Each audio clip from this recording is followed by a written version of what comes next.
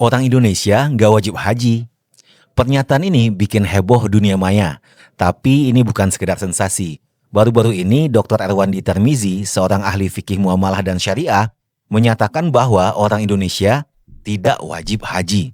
Alasannya cukup mengejutkan, tapi juga sangat masuk akal. Dan ketika saya menyatakan setuju, saya langsung dicurigai taklid buta oleh netizen. Padahal saya sendiri nggak pernah itu ikut kajian beliau. Tapi kami memang pernah sama-sama mengajar di Tazkiyah. Beliau fokus di syariah, saya sendiri lebih ke praktek Islamic Finance. Dan justru ketika saya paham dunia prakteknya seperti apa, menurut saya pernyataan beliau sangatlah mendasar. Berikut beberapa alasannya. Pertama, beliau tidak sedang membuat hukum baru sebenarnya. Beliau hanya menjelaskan aplikasi hukum yang sudah ada terhadap kondisi kekinian. Haji itu wajib bagi yang mampu. Tapi mampu ini bukan cuma soal ada uang, ada syarat fisik, mental, dan juga keamanan. Sekarang bayangkan, antrean haji itu di Indonesia bisa sampai 20 bahkan 30 tahun. Seseorang yang daftar haji di usia 40 tahun bisa jadi baru berangkat di usia 70 tahun. Saat itu fisik mungkin sudah melemah, bahkan bisa berisiko tinggi. Padahal salah satu tujuan dari syariah atau maqasid syariah adalah menjaga jiwa.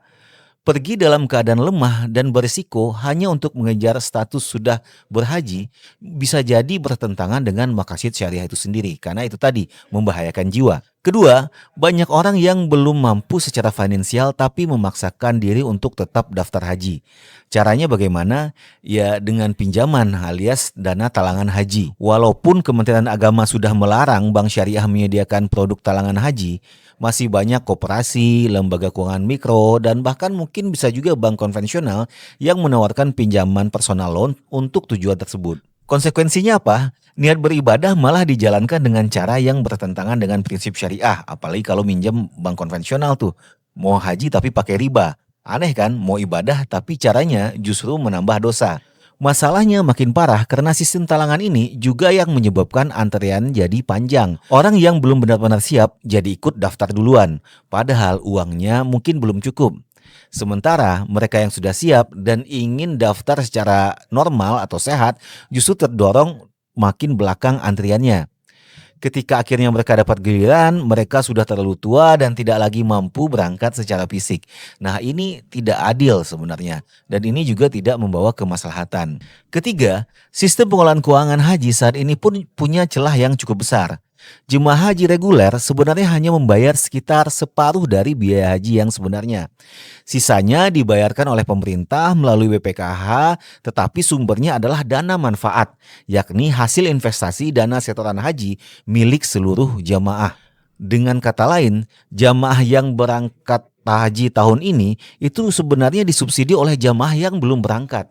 Padahal mereka yang belum berangkat tadi belum tentu tahu dan belum yakin kapan mereka sebenarnya bisa berangkat. Dan kalau yang berangkat itu awalnya pakai talangan berasal dari riba, lalu sisanya disubsidi dari uang jemaah lain, itu artinya apa? Udahlah pakai riba, mengambil hak orang lain, sedangkan ibadahnya diniatkan untuk mendapatkan pahala. Tapi yang jadi adalah membawa beban syariah yang lebih berat. Nah, gimana solusinya? Salah satu ide yang sederhana adalah mungkin pemerintah bisa normalkan saja biaya haji sesuai dengan biaya yang sebenarnya. Lalu ditawarkan kepada orang yang lebih dulu mendaftar. Siapa yang bisa bayar lunas silahkan berangkat lebih dulu. Kalau belum mampu ya mungkin siapkan dulu tabungannya sampai cukup ya. Jadi nomor antrean hanya diberikan kalau sudah lunas. Dengan begitu mungkin antrean panjang bisa terurai. BPKH tetap bisa mengelola dana tersebut dengan baik dan aman.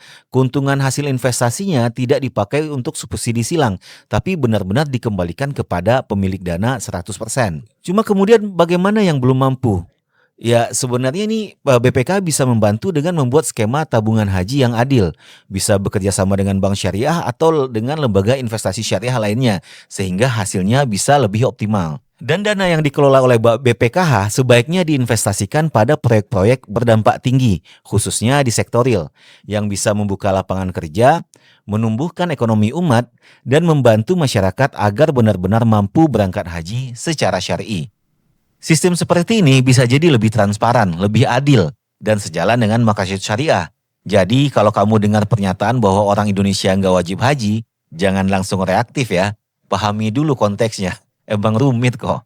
Tapi menurut kamu sendiri gimana? Apakah ada solusi lain yang lebih baik? Tulis pendapat kamu di kolom komentar ya. Kalau kamu setuju video ini membuka wawasan, jangan lupa like, subscribe, dan share kepada teman-temanmu.